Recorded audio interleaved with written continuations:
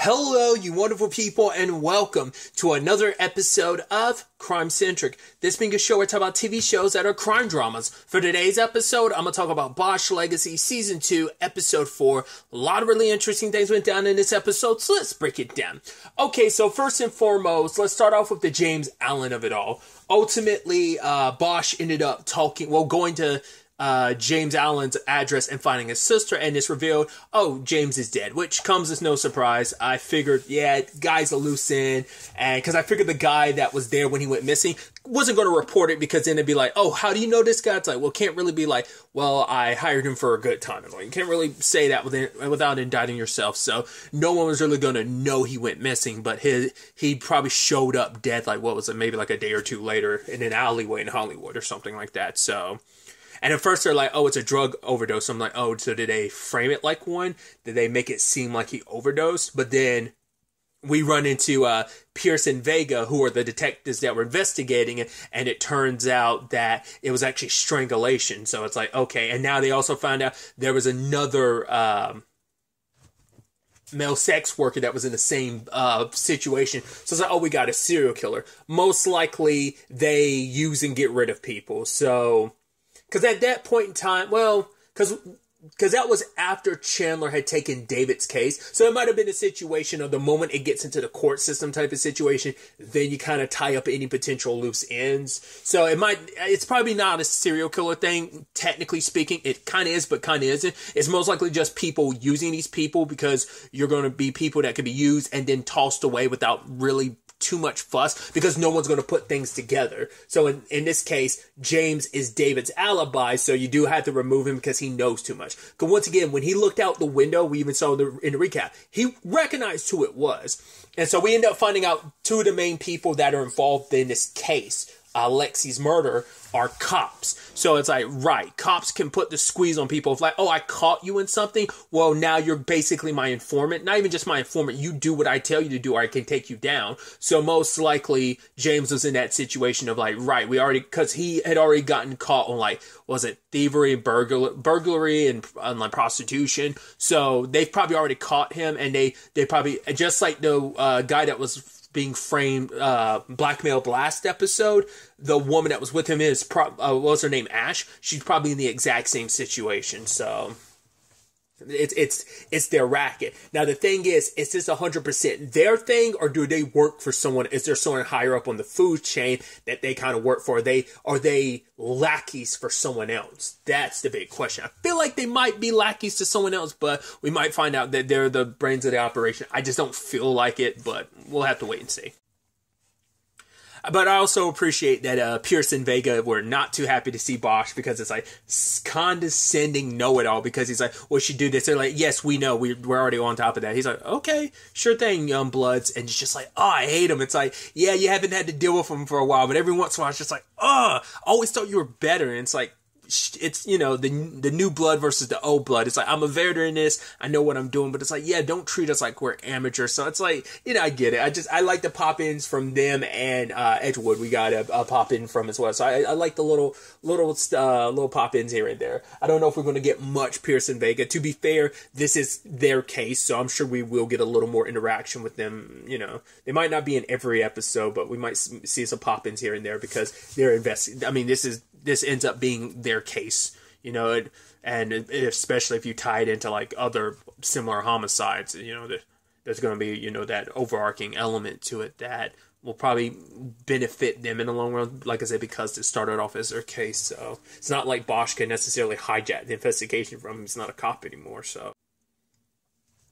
Chandler was caught up in other stuff, which we'll talk about later, and so Bosch is the one that had to go interview David upon learning about all this stuff about James, and he's there with Marty, and obviously David's lied time and time again. It's like, well, first he lied about his actual alibi, and then it was like, well, were you using? It's like, yes, I was using with James. Oh, well, it turns out I was also lying about that. I mean, he wasn't fully lying, but he also wasn't telling the truth. Once again, your attorney is there to defend you to the best of their abilities. So the good, the bad, and the ugly. They need to know so they are properly prepared, because you don't want them to get blindsided by something that it's like, oh, I'm looking in the wrong direction because you didn't tell me everything. So Bosch kind of forces David's hand to be like, yo, if you don't tell us the truth, like you already lied to Chandler twice, you lied to me again, I'm done. And he's about to walk away and he's like, all right.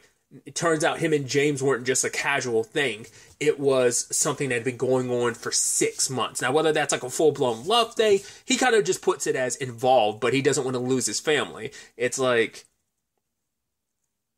I don't know if it's one of those things of, it's like he cares about his wife, but he's not in love with his wife, and maybe he's always, for whatever reason, maybe he just felt the need like, oh, I have to marry a woman, even though maybe I'm in love with men. You know, sexuality doesn't have to be so clear cut, obviously, but I'm curious, like, why does he, maybe it's something he's dealing with. Maybe these feelings didn't really arise until after he got married, and because, who knows if there was anyone before James, because he said, like, him and James was only, like, 6 months. To be fair, it's also, because he also clarified, James wasn't just his drug dealer, so it's like, okay, because I was bringing it up last episode, I was like, oh, that felt like that was, like, a male prostitute situation, and it sure was, because that screamed like a hookup, like a sex worker hookup situation, and it turned out to be the case, but it is also like, yeah, he was his drug dealer, too.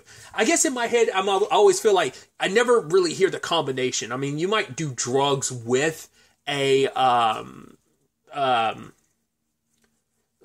person you're like the prostitute or whatever, but I'm like, I always feel like those are two separate things. Like you being a drug dealer and the prostitute, it feels like you might be like, oh, I'm the sex worker who also has drugs, so let's get high together. Not necessarily like, oh, I'm also selling you drugs and we're also getting like having, so it just, James ended up being a 2-for-1 type of situation. So obviously we're pretty early in the season, and obviously Bosch and Chandler don't have all the details, so they can't see the full picture yet of kind of what's going on, of like, okay, because even they can recognize probably is a little weird that the guy that happens to be David's alibi just happens to be dead.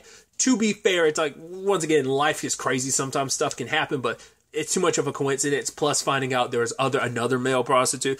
The sad thing is, it's probably like, not saying it's commonplace, but it is probably, once again, it's probably like someone who is, homeless or who's in the sex work business like that, who just disappears, and sadly, unless you have family, no one's going to come looking for you type of situation. That's probably why these dirty cops ended up picking the people they did, because no one would miss you if you just up and disappeared. You're kind of on the fringe of society, on the outlier, on the criminal side of things. That is like, if you go missing, no one's going to think much of it. Just like, oh, just another dead, sex worker, sadly. That's probably what it'll be just relegated to. It probably won't get the full attention that it deserves, because at the end, it resonates so much with Bosch's statement of either everyone matters or no one matters. And these are people who could easily, like I said, a homeless person or a sex worker could easily fall in the cracks of, no one putting in the time and effort to look into it. And obviously there's something larger at play here that needs to be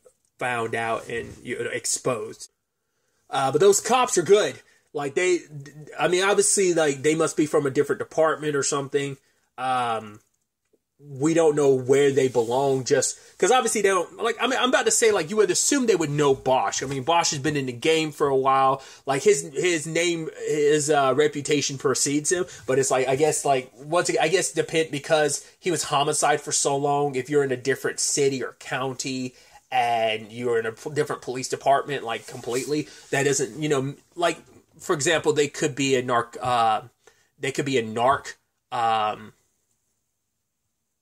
God, is that the drug side of the thing? I know there's the DEA, but like just the narcotics department is what I'm trying, but narc. But I'm like, they could be on that side of things, considering like this deals with drugs and prostitution. I don't think that all falls under their jurisdiction, but that could also be why they don't know Bosch. Like I said, it could be a multitude of things. Like, not every cop knows every cop, despite Bosch having this long decorated history. Unless you've had run-ins with Bosch, you wouldn't know him. So it's just it, but yeah, because they didn't know who they were messing with and get involved in, but they knew they had to keep an eye on him and Chandler, especially with this case. Once again, loose ends. So they now know where Bosch lives and ended up now knowing his name. They ended up following Chandler, man, and they gaslit her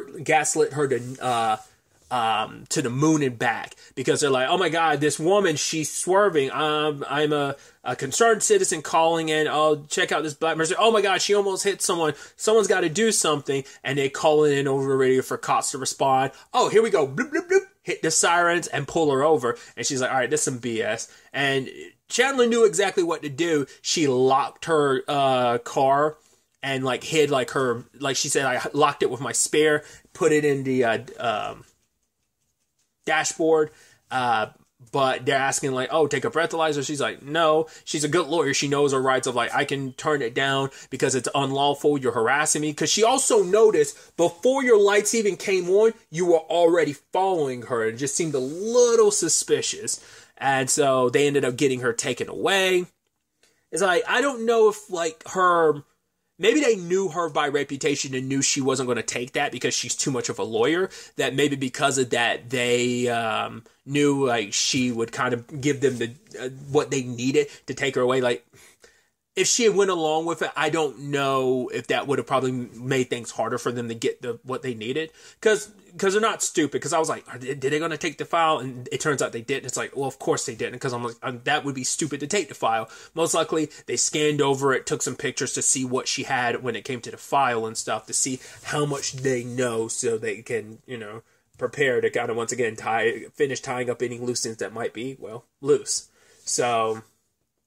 But yeah, Chandler ended up in lockup, and I love that Mank was just going by, and he walked past the cell she was in, and he stopped, and he's looking through the window almost like, through the glass, like, wait, what? Why are you here? He's like, was it a DUI? She's like, no, it was BS, and he's trying to wrap his mind around it. He's like, okay. He's like, well, can I get you anything? She's like, well, is it like a chocolate croissant and a Diet Coke? And he's like, yeah, let me get on it. You know what? Just walk with me.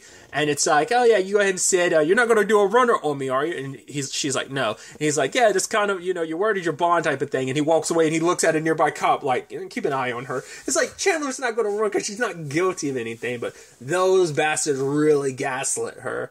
And the thing is, Chandler, the moment she got her car back, she's like, wait, how'd you get my spare key? It's like, it was online. No. I locked the car. And then she checked the trunk and she's like, something's not right. I swear I had David's folder in a very specific place. I was like, but then like Bosch is busting her balls by being like, oh, maybe you were really drunk. And she's like, fuck you. And it's like, oh God, almost. Maybe it'll take a little while for pieces to kind of fall into place for her to be like, I know I'm not crazy. I knew I put like that folder in a very specific spot, and it says like, right, I know the doors were locked. I know I had put my spare key in the dashboard, but Bosch was like, oh yeah, maybe the guy did. But once again, he said that the door was already unlocked before they even he already had the spare key because the door was unlocked. So most likely maybe they never locked the door back. I mean, it might be one of those vehicle things where it's like, you can't lock. Because I know there are certain vehicles, because I know my mom's got one. I don't know if all like more modern vehicles have that function of like, you literally can't lock the door if the keys are on the inside. I know my mom has I know her truck is like that. Her vehicle is like that, where it's like, yeah, you can't lock. I don't know how that works if you have a spare key, because my mom does. So I don't know how that works in that department. So, because she did like put the spare key in her dashboard and probably had her main key with her. So I guess like one key does supersede the other. Like as long as you have one, the other one's fine. Even if I've never run into that situation in all these years, so I've never known that. So I'd assume that's how that's supposed to work. So it's like, because I'm assuming Chandler would have her own keys on her. I don't think they would have taken it, because obviously they towed the vehicle. So I don't know. So because the reason why I'm saying that, it's because if they had the spare key and they most likely put it back in the dashboard, but once again, because the car being most likely the way it is, it probably is a situation of they couldn't lock the car from the outside. Like, right, they couldn't they had to just put the key back and just like close the door and left it unlocked. There was no way to. I mean, it's so interesting. You can unlock it from the outside, but you couldn't lock, in the sense of like, it's easy to break into the car by locking it. I guess it's harder to kind of push the lock back into place to lock the door like you weren't there. Either way, maybe they just didn't bother with that detail. I don't know. But yeah, like sadly, like I said, it's got to be something later on that triggers that for Chandler of like, okay, I knew I wasn't crazy. Once again, I'm being a little gaslit here, so they're focusing on Foster, but not realizing like, right, Chandler already had a run-in with a part of this case they're not fully aware of yet. We also have the whole situation with the feds. Dave end up, what's the dude's name, Raul? They go visit him about the guy from last season. And it's like, oh, did you, what was this, oh God, what was home dude's name? It's like, was it Gatz? Was that his name? And it's like, oh, did you have him killed? And it's like, no, I didn't. Like, the fact is, Chandler was never going to actually ask me to do it. She was bluffing. Fact of the matter is, didn't even have to worry about it because he sold out the Russians. They found out and they murdered him. Me and my people didn't even have to do anything. So it's like, oh, well, why did Chandler come here to see you? It's like, well, it was about you guys, you feds, and why y'all are all up in their business and stuff. So they can't go after the Russians because it goes out of their jurisdiction. That's why I was so confused, because I'm like, I mean, yes, they're part of this, but it's also like, I guess you set someone up to get murdered. I guess it comes down to, I mean, but Chandler didn't set out to do that, if I remember correctly.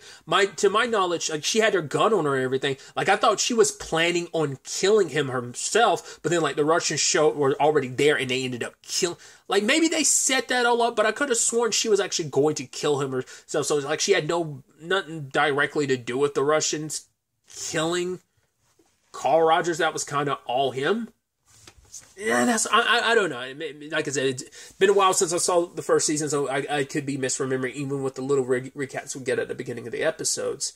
But I was like, is that enough for them to really go after her? Because I kept being like, maybe they're trying to go after her so they can go after the Russians, but once again, that's out of their jurisdiction. Like, not unless someone else higher up would have to like kind of pull on that thread. But for them, it's like, well, we know you guys, Mo, Bosch, and Chandler were up to some nefarious stuff. And once again, the blowing up the pipeline. We know Crates and Barrel were responsible for that. So we're kind of lumping you all in. And what was the guy whose phone she took? It's like, right, by the time Chandler showed up, she had nothing to do with his death because he was always dead. But then it's like, oh, most likely she stole his phone, gave it to Mo, who gave them the schematics. And like I said, the person that left around the time the guy died was a Russian guy. But it's like, well, once again, the Russians are out of their jurisdiction. So Chandler's the one that can go after it. I guess it's just that thing of, we can't go after everyone in this, but we'll go after who we can. So once again, the Russians we can't touch on, but anything stateside with these people, American-wise, we can take them down. So they fall on our... So it's like taking down... Because I think it's just that thing of like, right, you guys are on the wrong side of things, so you're going to like pay for what you did. So it kind of sucks because we know the circumstances, but in the eyes of the law, it's like, yeah, but that's beside the point. You've crossed the line with what you've been a part of last season with all of this. Because we did touch on Chandler a little bit more. I don't think I talked about it last episode about her going to the meditation and that guy kind of hitting on her, but she was like, because her therapist was like, oh, how does that make you feel? And she was like, I don't know, angry, annoyed. Like, I really like that place, and now it's almost like I might not want to go there anymore because that bastard was like, he's like, oh, but maybe he just wanted to have a conversation with you. And I love that look on her face. She looked so like confused and almost like, she was like, why would you say that? Like, she looked so disgusted when she's almost like, why would you even fucking say that, you idiot? And it's like, I don't know, well, maybe,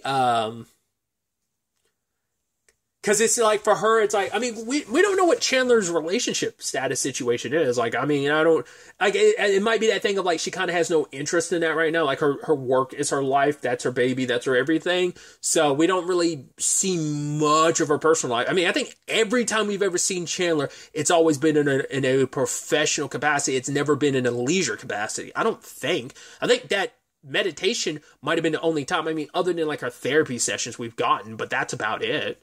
So, yeah, because it's a whole thing of like, oh yeah, like, you know, he's kind of almost telling her to kind of open a little bit more because I think she is so work focused. It's like, what about the, that there's no like such thing as kind of like a work like balance, it seems like, for Chandler.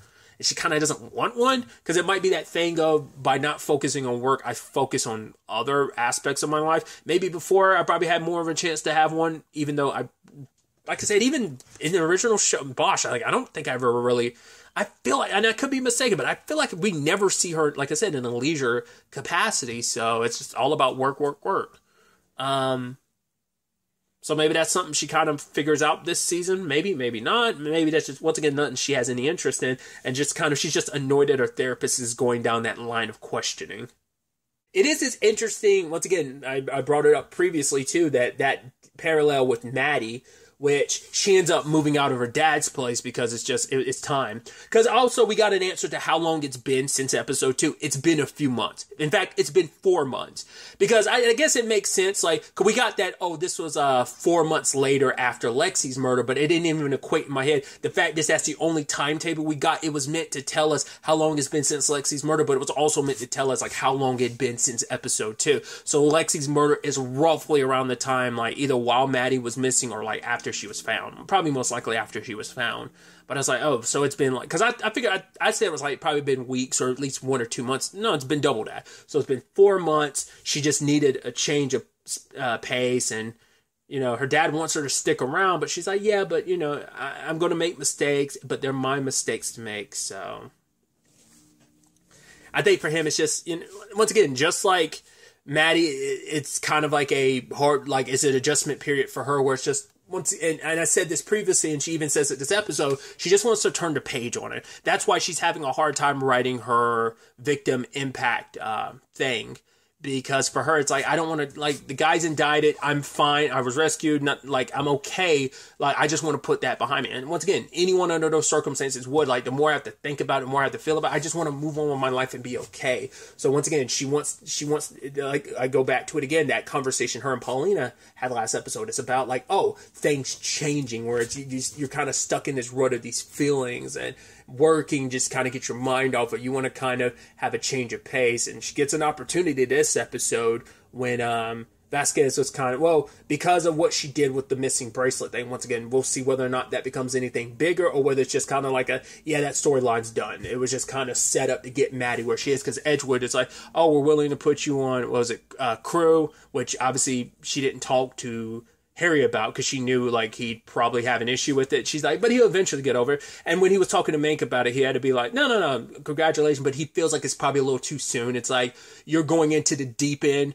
You should kind of stay on a more shallow side of things, like you have been, like, in the sense of, like, if you were swimming in a pool, which I completely didn't talk about in episode 3 either, like, her, like, trying to hold her breath and, like, training herself by weighing herself down underwater, that whole thing. So it's an even more adept metaphor to go with. But the fact is that she wants to kind of, like I said, go on the deep end, because she even told Edgewood, like, can I think about it? Which you would think Vasquez would but I guess, like, she made such a point of, like, I'm so bored, I want to do something different. She knows Maddie's the go-getter type of person, so it's like, right, you did that, and it's like, right, you got this opportunity, and she's happy for it. And she's even talking to Paulina, but Paulina's like, after everything, I'm kind of not sure whether or not I'll come back. Understandable, your life was in the balance the way it was. Of course, you're not going to want to, and even she's like, my mom probably killed me before she let me back towards any form of a police station. And Maddie understands that better than anyone, so. Now, obviously, everything between her and Rico, it's like, we gotta have to keep that on a hush-hush, the down low. Vasquez most likely knows, but she's cool about it. It's like, as long as it doesn't interfere with our personal and professional lives. And I'm like, it's going to, because nothing ever goes that smoothly. I might have talked about this before, and it's not relevant, but I think it's interesting. Like, I don't think because I feel like, have I talked about it with Bosch? I feel like I have. I mean, in the context of the show when I say that, but I'm like, Maddie's relationship always, whatever the circumstances may be, it's typically like a 1-season thing. I mean, there was a guy she was connected to when she was working at the police station. What was that, season 5 or 6? It might have been season 6. Or the nurse I think it was a nurse that she was dating in season 7. Like, once again, it's just like, I don't think any of her relationships really last long. So, because I know I don't think that had to have started last season. I just don't remember it. I remember the flirtation bits between her and Rico, but that's about it. So we'll see. But it's like, there's no way it's not going to come up and interfere. And it's just, once again, there's just going to be so many things that Maddie's going to be juggling. She's kind of currently living with Rico until she can find her own place. So that's going to complicate things. Plus, new job opportunity. Plus, you're still carrying the trauma of everything you went through. Doc Weller's sentencing is happening soon enough. So you're not completely out of the woods, because that's probably going to be televised, and that's probably going to bring up some of that trauma. Does she still sleep with a gun on her bed? Probably not, because she's at Rico's place, so she's probably not doing that. But when she's in her own room, she specifically keeps it beside herself. I mean, I think the smart thing would be to hide it under a pillow, but I think she also does that just in case Harry walked in, he wouldn't register it as anything, he wouldn't know about it. So it's probably a twofold reason why she hides it under her pillow, because hey, if someone breaks in, they won't be suspecting, and the last thing you want is your gun laying next to you out in the open, so that if someone breaks in, they can grab it and use it against you, type of thing. So I'm sure, like I said, I think it probably serves a double purpose in that regard. But I think that's all I wanted to talk about. So I'm excited to see where all this ends up taking us going forward into the next episodes, because going forward, it's going to be 2 episodes a week. I believe last season did the exact same thing. So. But really, that's all I wanted to talk about. Until the next time we meet, be happy, be safe, live life to the fullest, and enjoy it. Good day, and goodbye.